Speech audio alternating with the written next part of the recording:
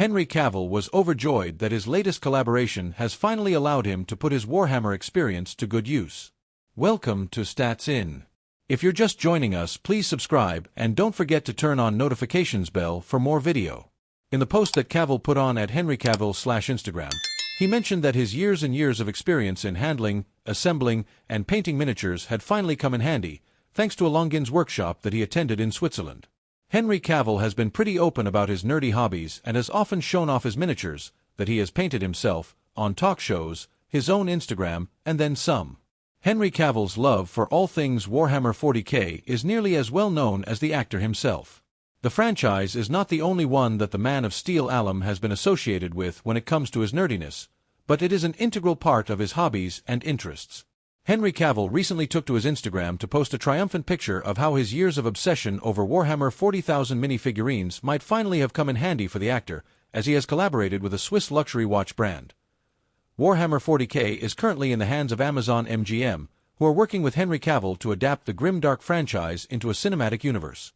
Cavill announced this project way back when he had decided to quit The Witcher on Netflix so that he could reprise his role as Superman in the DCU, which in turn got turned upside down due to the decision to reboot the franchise with James Gunn at its helm.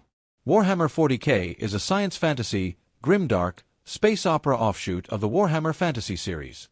Given how deeply entrenched Cavill is in interests like this, the actor has managed to become some sort of icon among the nerdy side of the internet. Fans were already endeared to Cavill for his take on Superman, which then served as a gateway for the fans to feel a sense of camaraderie with the actor when it came to his other, decidedly nerdy interests, like World of Warcraft and Warhammer 40k. There was a lot of uncertainty about the franchise, given that Amazon Studios had only until December 2024 to work out creative outlines with Games Workshop, or the rights would have returned to the latter. There has been a lot of speculation as to how Henry Cavill might be involved in the franchise, with an obvious choice being to put him in a Space Marine suit somehow. Thanks to the success of Space Marine, there has been a call to have Cavill essay the role of Captain Demetrian Titus. However, given the expansive lore and the vast narrative that the franchise has had, there is actually a slew of characters that Henry Cavill could essay on the silver screen. However, it remains to be seen how that plays out for the actor going forward. Amazon MGM has seemingly assembled a room of writers for the Warhammer 40,000 TV show, which was set to move ahead at the studio, as was reported by Deadline. Christopher McQuarrie could have reunited with his Mission Impossible Fallout star Henry Cavill for a sequel to Man of Steel. Welcome to Stats In. If you're just joining us, please subscribe and don't forget to turn on notifications bell for more video. Christopher McQuarrie says he had epic plans for Henry Cavill's Man of Steel 2 before Warner Brothers fired the actor. McQuarrie was hired at the studio to helm the Superman sequel after Zack Snyder had exited the universe. McQuarrie originally pitched a Superman and a Green Lantern movie. It would have been his first movie in the superhero genre. We are all excited for David Corenswet's Superman, but that doesn't mean we have forgiven Warner Brothers for firing Henry Cavill.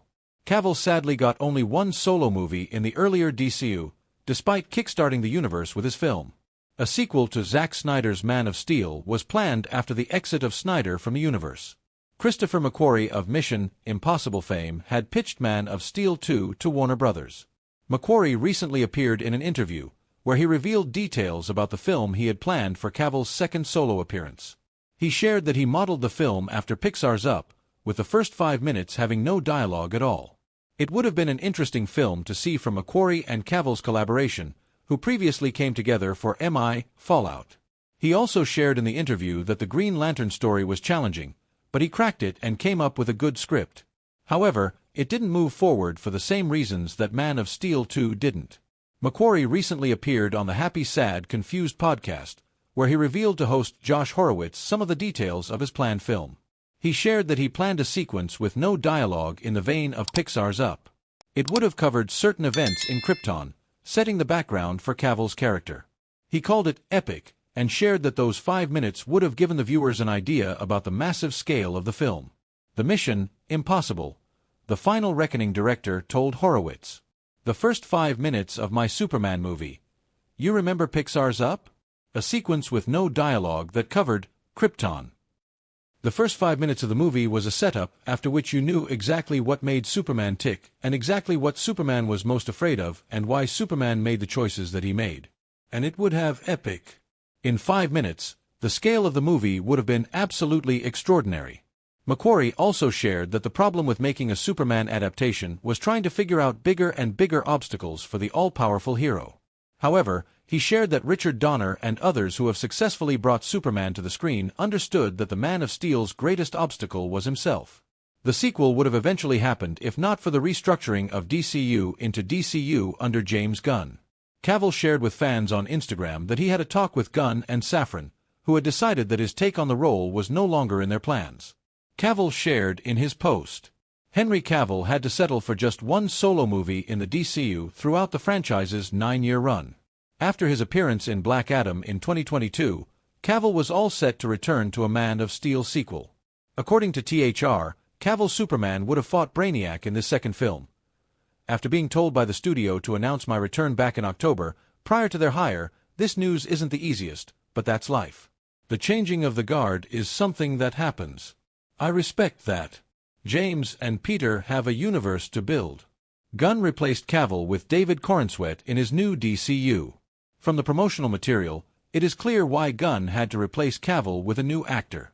His movie had a very colorful and bright theme as opposed to the dark portrayal by Cavill. Discover how Mission Impossible sets itself apart from other spy films, with Henry Cavill's impact and the real reasons behind key actor exits. Welcome to Stats In.